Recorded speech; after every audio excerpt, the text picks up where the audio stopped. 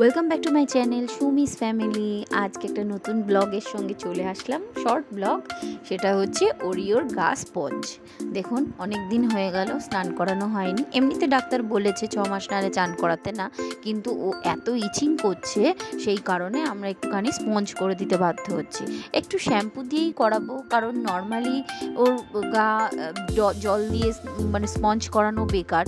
সেই কারণে একটুখানি শ্যাম্পু দিয়ে গাটা পরিষ্কার করে দিচ্ছি।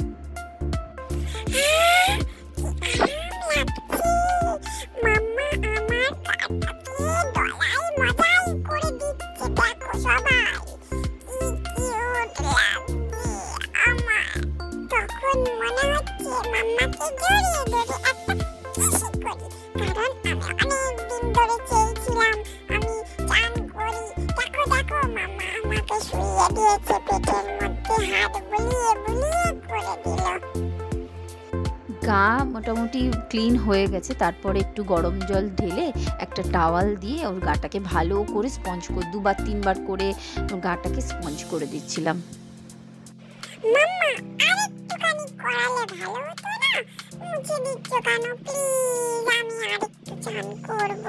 এরকম করে কেউ চান করায় নাকি? ভালো লাগে না কিন্তু, বলে দিচ্ছি।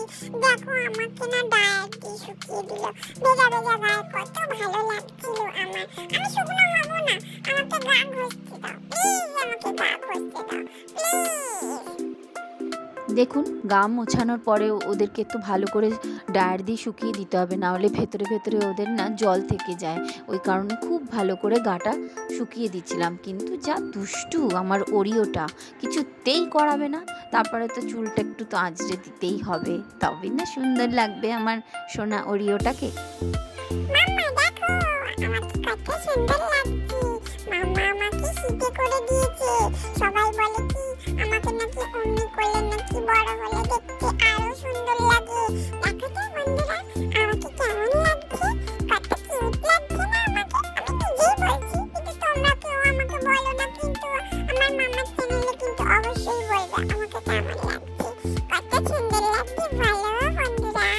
আমার কিন্তু খুব ঘুম পাচ্ছে, জানো তো? মাম্মা আমার চুল বেঁধে দিচ্ছে। আমার